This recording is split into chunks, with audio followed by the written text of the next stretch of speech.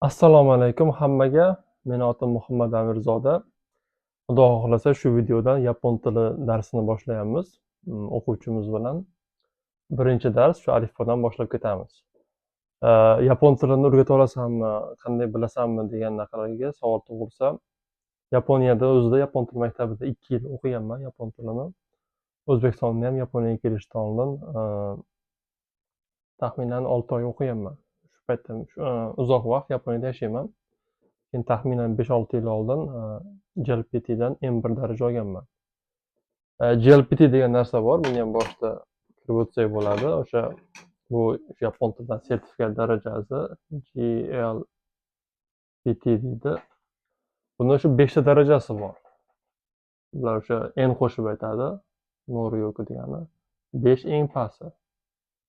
N keyingisi 4, 3, 2, N1 bu. Menda N1 bor. Bu Yaponiyada hamma davlatda yo'q, O'zbekistonda bizni davrimizda bo'lmasdi. JLPT imtihonlari hozir bo'lishi ham mumkin, aniq bir surishtirish kerak. Yaponiyada misol uchun har boshqa davlatlarda ham shunaqa, har 6 oyda bo'ladi. 1 yilda 2 marta o'tkaziladi. Shundan topshirib nima qilasiz? Bunga tanlab turib topshirasiz. Misol uchun ingliz tilida IELTS desak, ularda o'sha bitta topshirasiz, darajangizni aytaveradi-ku, to'g'rimi? Bunda o'sha 5 tadan biriga tanlab turib topshirasiz. Keyin o'tgan o'tmaganingizni aytib beradi. Xo'p, shunaqa qilib alifbodan boshlaymiz. Alifboda shu boshqa tillarda, misol uchun ayrim tillarda lotin tilidan foydalanadigan tillarda shunday o'zidan boshlab ketsa, salomatlikdan, endi yapon tilida, xitoy tilida, shunga o'xshaganlarda, ko'p Osiyo tillarida alifbodan boshlaysiz. Keyin qiziq tarafi alifbo bitta emas. Bularda ko'pchilik, boshqasida yozmaydi hozir.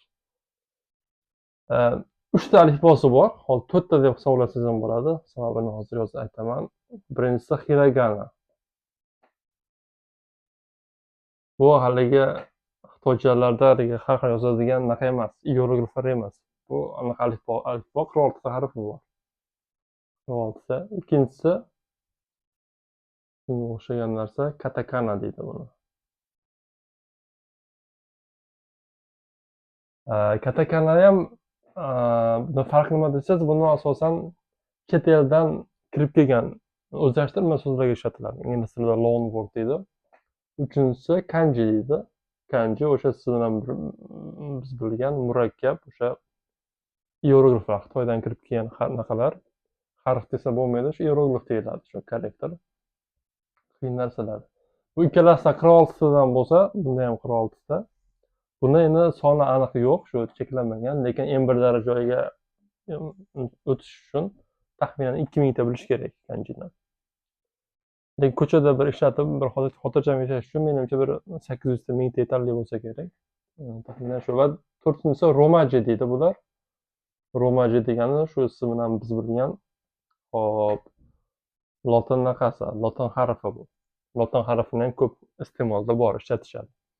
Misol uchun o'rta ism yozganda, otasini ismini yozadi-ku, to'liq ismini yozganda shuni ishlatsangiz bo'ladi. Misol uchun Donald Trump deyotganda Donald J Trump deyish mumkin-da. Amerikada shunday George W Bush deydi, Donald J Trump. Shunga o'xshab, misol uchun Donaldni naqada yozadi, katakanada yozadi. Donarudo deb turib, ortidagi J ni juniorni naqada yozib qo'yadi. Romajida, lotin tilida iyag'ini yana katakanada ketadi. Donald J Trump bo'lsa, Trump. Shunday qilib, shu ayrim joylarda shunga o'xshagan lotin alifbosi ham ishlatiladi. Hop, birinchi shu hiraganadan boshlaymiz sekin. Hozir men bu yerni tozalab olay.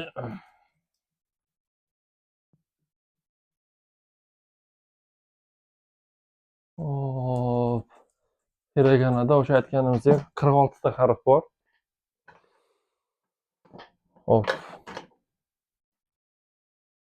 Bitta formula bor, shu 5 talik bitta tablica qiladigan bo'lsak, shu 5 ta liniya ketadi. Boshida o'zi tushunarli bo'lishi uchun belgilab olamiz. A, I, U, E, O. Mana shu qatorda ketadi shunday. Hop. Demak, birinchi harfimiz yozilishi ko'radimi, ko'rmaydimi bilmadim. Eslab qolishga harakat qilamiz. Bitta chizib turib, krest qilamiz-da, A. Mana shu A bo'ladi. Keyin yozilayotganda yozish ketma-ketligi muhim. O'sha 1, 2, 3 bo'ldi. Qaysi ketma-ketligi. I'ni eslab qolish osonroq. A, I, U. Har bu ikkalasi ikkitadan ketyapti. Bitta, ikkita tizdim. Bitta, ikkita. E. Bu ham ikkita. Oxirgisi O.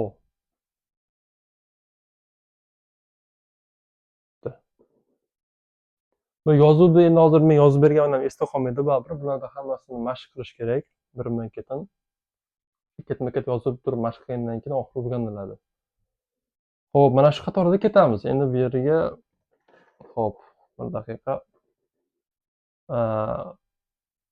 Yana mana tepasiga o'xshagan yana bir formula yozib chiqaman. Kdan boshlasak. Hozir ko'rib olay. Hop, bu yoqqa qanaqa edi? K, S, T shungacha yozib ketdik. S harfikan, shunisi ham qaraymiz. Amiz harakat bu yoqda. Kdan boshlaymiz. Keyingi harflar ham bu yerda hammasi bo'g'inlik harflar ketadi. Ya'ni bitta K yoki S ketmaydi. Bo'g'inlar ketadi. Hozir tushuntirib beraman. Kni yozmoqchi bo'lsak, ana xolos. Mana shu kabi uchtalik. K. Keyingisi ki bo'ladi. Keyingi bunday. 1, 2, 3, 4. Ayrimlar bunday yoziladi. Yana ikki xil uslubi bor buni. 1, 2, 3. Bunday qilib yozsa ham bo'ladi. Bu ki harfi. K, ki.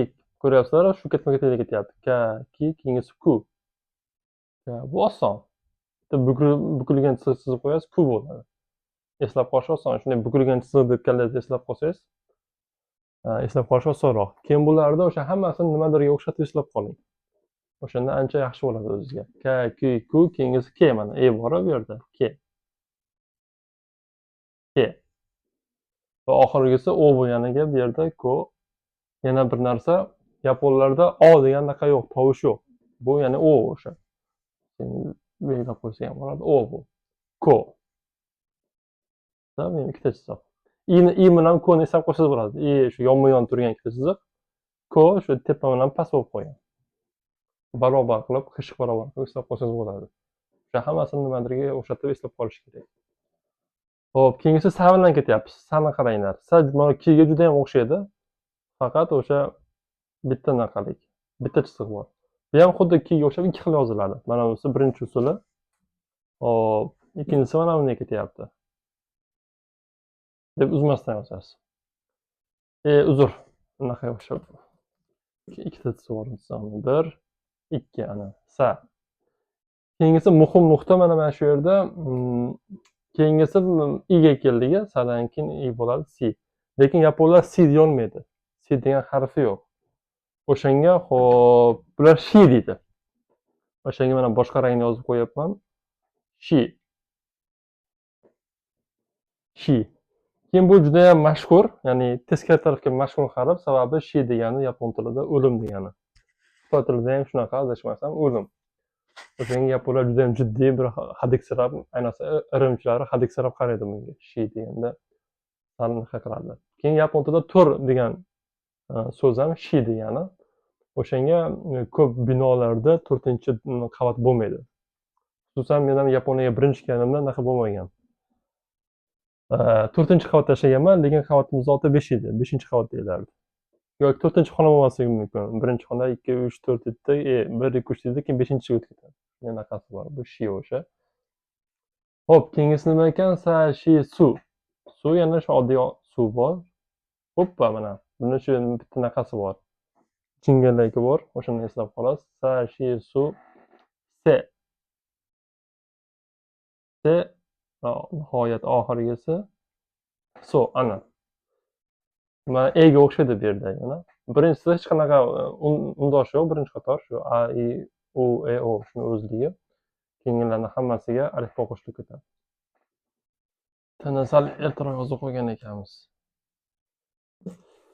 Uzr, kichraytirib ketaman anaqamizni, boshida katta yozib yuboribmiz. Hop, sa, shi, su, se, so. Keyin t kelyapti. Mana ta. Bu ta, keyingi chisi ham shu boyagiga o'xshab ti deyilmaydi, chi deyiladi.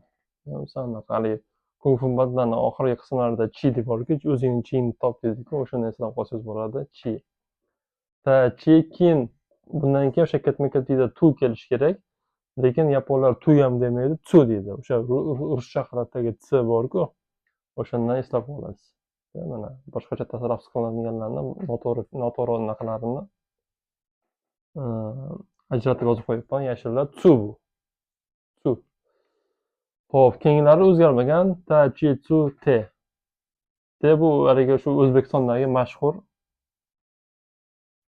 Saber degan kiyim tikadigan brend bor. O'shanga juda ham o'xshab ketadi. O'sha Tokioda Olimpiada bo'lganda Yaponiyaning orasida juda hype bo'lgan shu narsa. Ya'ni O'zbekistonda sportchilar kiygan shu Saber naqasi yaponcha T harfiga o'xshab ketar ekan deb. Va oxirgisi to. Mana. Uzr, sal pastlab ketdik, to'g'rilab qo'yamiz. Boshqatdan tushunib qo'yay. Hop, bu T, bu to. Yana pastlab ketdim.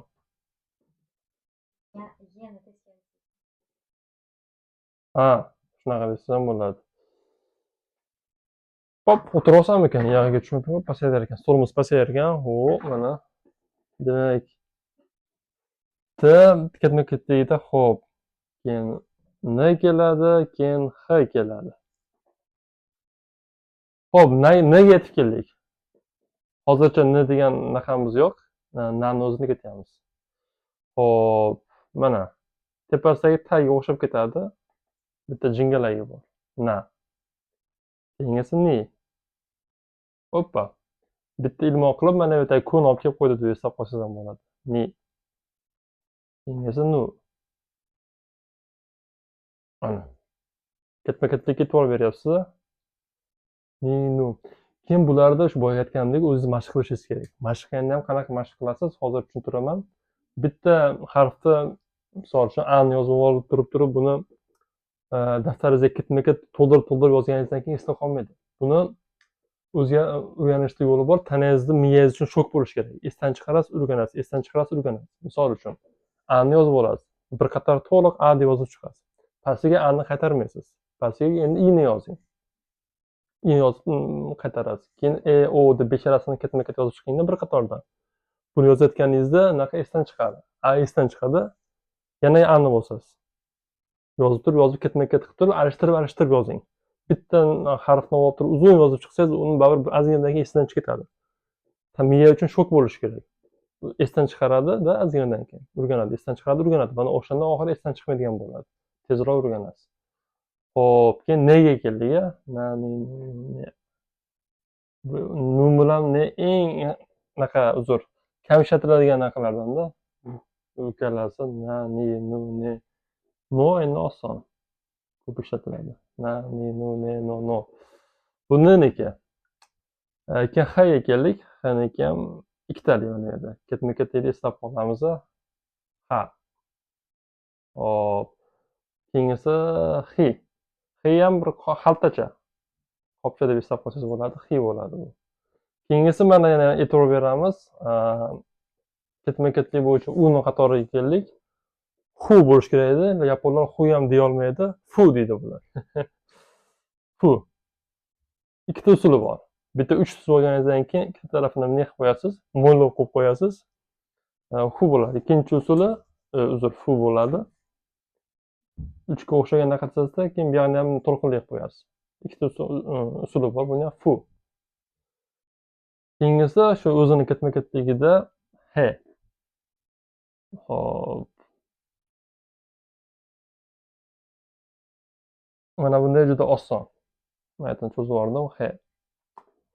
Ho bo'lsa ha ga o'xshab ketadi, faqat bitta ko'p chiziqcha chizasiz. Mana yerda ikkita chizib turib bitirasiz. Mana e'tibor bering, o'xshaydi. Bunisi ha bitta bo'lsa, bu yerda ikkita bo'lsa ho. Hop, keyin m ga keldik. M dan keyin y ga o'tamiz. Yog'i oxirlab qoli xudo xohlasa 46 deydi-yu. Xo'p, mana ikkita barobar, ya'ni barobar ustiga bitta ilmoq qo'yib qo'yasiz. Mi. Keyingisi mu ko'ryapsiz, jingalaklar ko'p. Mi, mu, me. Menga eng yoqadigan chiroyli anaqa hiragana harfi me. Chiroyli chiqarmi ekan bu yerda? Ana, ko'zga o'xshaydi-da, me. O'zi yapon tilida ko'z degani me degani. Mana shu me harfi. Oxirisi mo'ga keldik. Mo'gani barobar chizamiz. Ya'ni ilgak o'tkazib qo'yamiz, mo bo'ladi. Mana shu barobar ilgak yaxshi o'xshatish bo'ldi. Nimalarga o'xshatish deb qolasiz, tezroq kallada qoladi. Yamiga keldik. Xo'p. Birinchisi muhim harflardan mana teskari ilmoq yoki shina teskarisi mana bu yerda shi turibdi. Bitta minni o'tkazib qo'yasiz. Bu ya harfi. Yiga kelishimiz kerak edi, lekin yi degan harf yo'q. Buni tashlab o'tamiz. Yu bor. Hoppa, mana. Yu. Ye degan harf ham yo'q. To'g'ridan-to'g'ri yo'ga o'tib ketamiz. Yedan ketadigan 3 ta harfimiz bor ekan. Ya, yu, yo. Xo'p, demak, keyin bunaqaga kelamiz. Bu tugab qoldi. R bor, keyin V'miz bor. Shu ikkalasini urgan bo'lsak, tugab qoladi, xudo xolasa. R'ni hammasi bor. Bitta qalpoq chizib olamiz. 5 ga o'xshaydi. Rimiz ham juda oson. Ikkita ilgak qo'yamiz. Rumiz.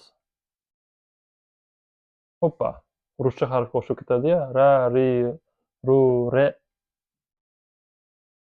Hop, mana bu re. Mana bu ro. Ro bilan ru o'xshab ketyapti. Runing mana yerda dumalog'i bor. Roniki yo'q. Shunisidan farqlaysiz. Va nihoyat vaga keldik. Mana bu va. Bimiz ham yo'q. Vu ham yo'q. V ham yo'q. Oxiri hop, vo bor. Eng muhim harflardan vo. Va nihoyat qiyshayib ketgani uchun uzr so'rayman. Men qiyshib bu yerda turibman, sizlarga ko'rinsin deb. Oxirgi harfimiz n. Ya'ni n o'zi. Deydi yaponlar. Bunimiz chiroyliroq chiqsin.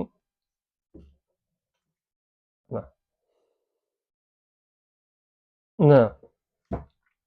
Mana shu bilan 46 ta harfimizga yetib keldik. Mana 46-inchisi bu. N o'zi. Deydi yaponlar.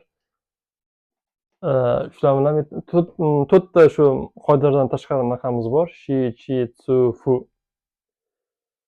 Harflarga yetib keldik, lekin bu tovushlarga yetib keldik degani emas. Ko'rib turganingizdek, hamma anaqa tovush ham yo'q bu yerda. Misol uchun D yo'q, D'dan chizmadik hali, to'g'rimi? Yana qaysilari yo'q? P yo'q, G yo'q. Hop, B yo'q yana, B yo'q. L ham yo'q, lekin yaponlarda L degan narxamiz yo'q. Ular L'ni tushunishmaydi.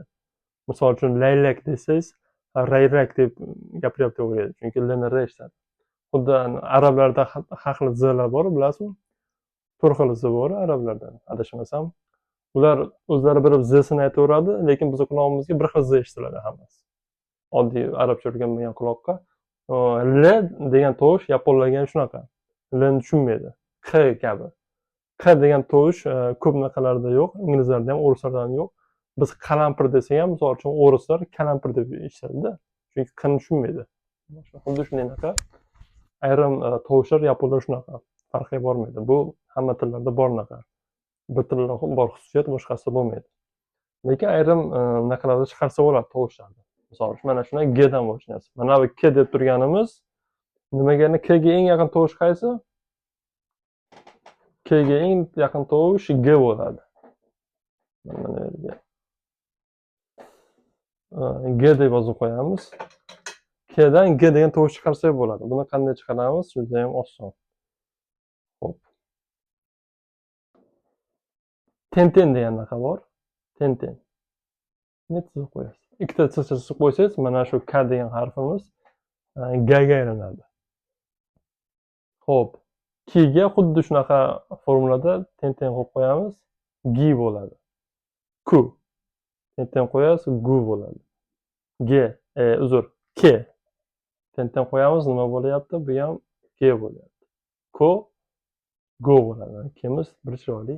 Mana bunaqa gdan ketadigan tovushlarga aylandi, bo'g'inlarga aylandi. Ga, gi, ku, ge, go bo'ldi. S bor. S'ga eng yaqin tovush nima bo'lyapti shunda? Z bo'lyapti. Hop, bunimiz ishlar yozmay qolibdi. Zda. Buni qanday yasaymiz desa, shu boya yasaganimizdek teng-teng ikkita chiziqcha qilib qo'yamiz. Saga teng-teng qo'ysak, za bo'lyapti. Xo'p, keyin mana bu sirli narxamizga keldik. Shimizga, shiya. Shiga teng-teng qo'ysak, o'zi bu boshqacha. Xo'p, zi bo'ladimi? Zi bo'lmaydi, ji bo'ladi. J degan ketadigan harflarni shunaqa chiqaramiz. Teng-teng, ji. Keyingilari shu oddiygina zga aylanib ketadi. Buni eslab qolishimiz uchun mana ham j yozib qo'yamiz. Mana j, z, s ketyapti. J, suvimiz zu bo'ladi. Bu o'zi s harfimiz, z, zo. Bitta teng-teng bilan ikkita chiziqcha bilan qo'sh tirnoq desak bo'ladi. Qo'sh tirnoq o'zbekchasi. Za, bu j, zu, z, zo bo'lyapti. Keyingisi t. Hammasi bo'lmaydi, qo'rqib ketmanglar. Hammasiga shunday ekan deb. Bunda o'zi o'zbek tilidagi tovushlar ham tugab qoladi. Xo'p, t'miz d'ga aylanadi, chunki t'ga eng yaqin tovush d bu. Ta'ga keldik. Teng-teng qo'yamiz. Da bo'ladi. Dada deb chiqarib olsangiz bo'ladi shunday. Ikkita yozsangiz dada bo'ladi. Xo'p, chi. Chimiz di bo'lmaydi. Ji bo'ladi, ji. Mana bunga o'xshagan ham, lekin ji. Men ham zo'r chiqara olmayman. Yaponlar o'zi chiqara olsa kerak, eng ko'p. Juda yaxshi biladiganlar chiqarishi mumkin. Men ham juda yaxshi bilaman, endi haligi nativlar aytyapman-da. Hop, ji. Bunaqa yozib qo'ysa bo'ladi. D bilan z. Ji. Bu zu bo'ladi. Du bo'lmaydi. Teng-teng qo'ysak zu bo'ladi. D bilan z, zu. Bular oddiy. T edi, D bo'ldi. Bu to edi. Teng-teng qo'yamiz, qo'sh tirnoq qo'yapmiz, do'ga aylandi. Mana shunday. Ta, ti, zu, de, do. Xo'p, nda yo'q, hda bor. Shu oxirgisi h ekan. Xo'p, birinchi teng-tengni ko'rib chiqamiz. Teng-teng qo'yadigan bo'lsak, hga eng yaqin tovushlar qaysi? Baribir topolmaysizlar. B bo'ladi. B bor. H. Qo'sh tirnoq, ba. Hi, qo'sh tirnoq, pi. Va keyingi noto'g'ri tovushimiz fu. Fuga buni qo'ysak, mana buni uchalasiga o'xshab yana ham boshqa tovush chiqmaydi, oddiy bu bo'ladi. She'rlariga o'xshab bu bo'ladi bunisi. Ba, bi, bu, hga qo'yganmiz qo'sh tirnoq, be, bo'ga qo'sh tirnoq qo'ysak, bo. Ba, bi, bu ham bu bo'lyapti, be, bo. Lekin hdan qatorida yana bitta qo'shimchasi bor. Bularga yana boshqa narsa qo'shib turib, p harfini chiqarsak bo'ladi. Bunga qo'sh tirnoq qo'shmaymiz, dumaloq qo'shamiz. Hozir ko'rsataman, mana o'chirib olamiz. Xo'p. Bunday dumaloq harf bor. Shuni yoniga qo'shib qo'yasiz, bo'ldi. Bu paga aylanyapti endi pastdagisiga. Pa. Bu pi bo'ladi, fumiz pu bo'ladi. He, p bo'ladi, ho, po bo'ladi. Ana. Bu nuqta faqat shu h ga qo'shiladi, mana bularga qo'shilmaydi. Xo'p.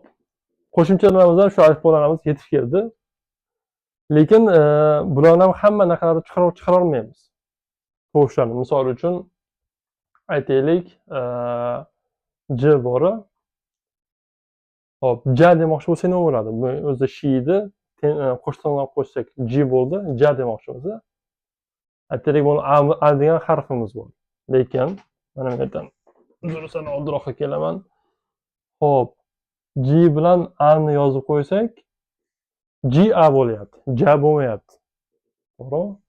Mana shunga yana bitta harflarni yasashning yo'li bor. O'shani ham birato'la o'rganib ketamiz. Shu bilan xira degandan tamom bo'ladi. Xo'p.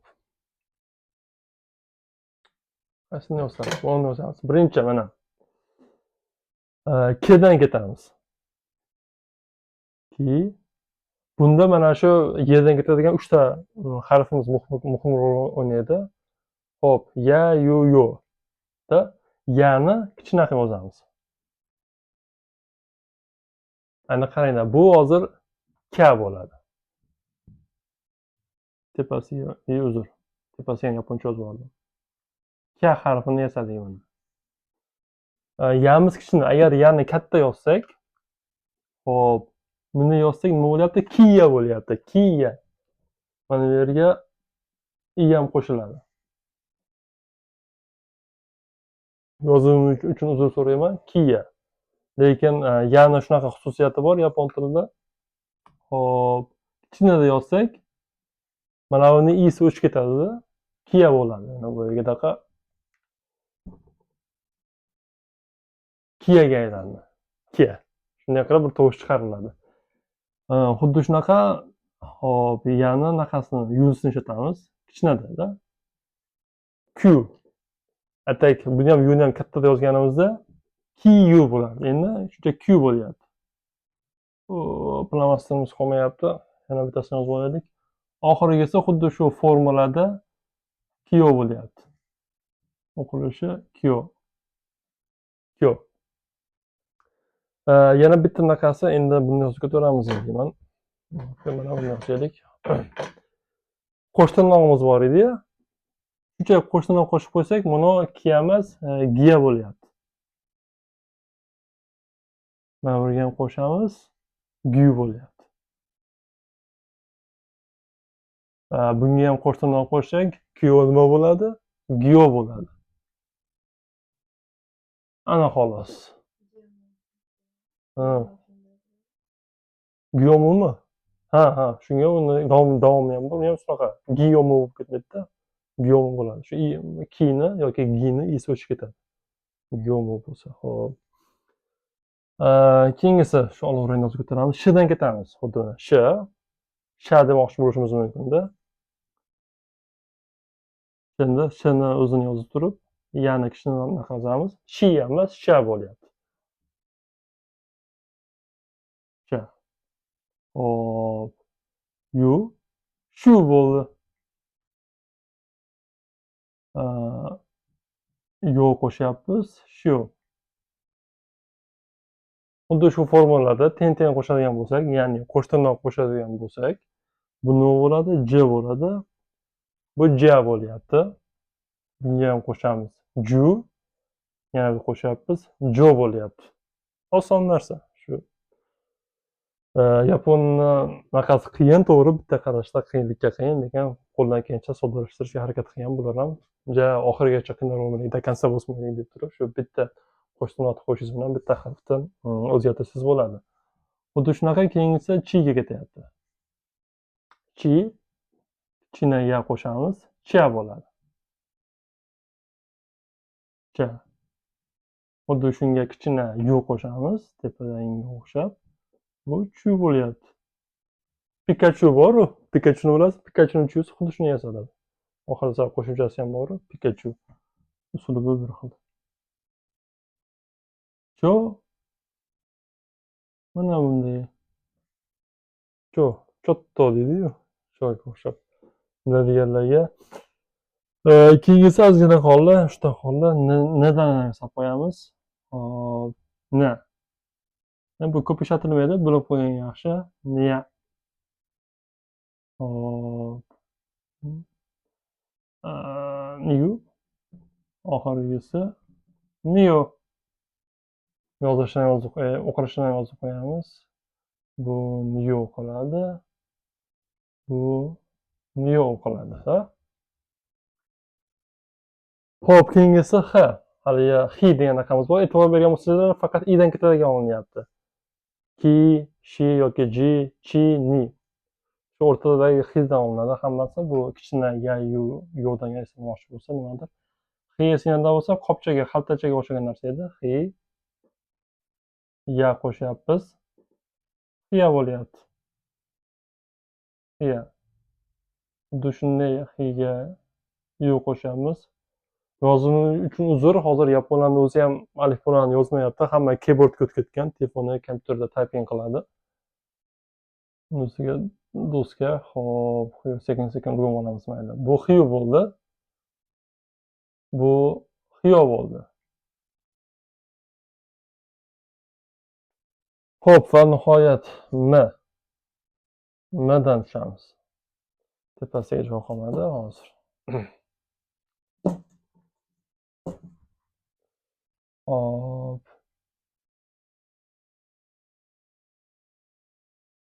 Miyu. Uzr. Yadan boshladik. Miya.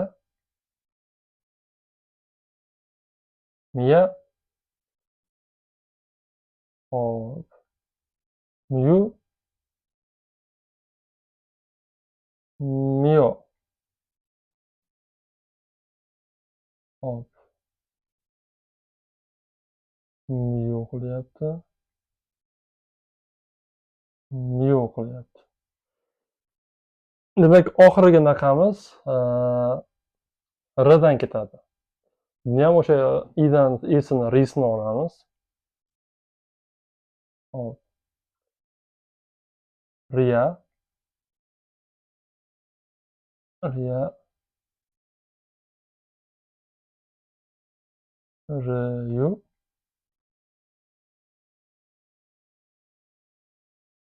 Hop, demak Riyo bo'lyapti. Shu bilan asosiy tovushlar chiqaradi, deyarli hamma tovush chiqardik, faqat anaqa qilib ketibdi. Aytish Hdan ketadiganlarni chiqarsa bo'lardi, B bilan Pga aylantirsa bo'ladi. Xuddi shunaqada agar qo'shtirnoq qo'shsangiz Xiya Bga aylanadi. Agar shularga bunga qaysinisigadir nuqta qo'shadigan bo'lsangiz P Pyuga aylanadi.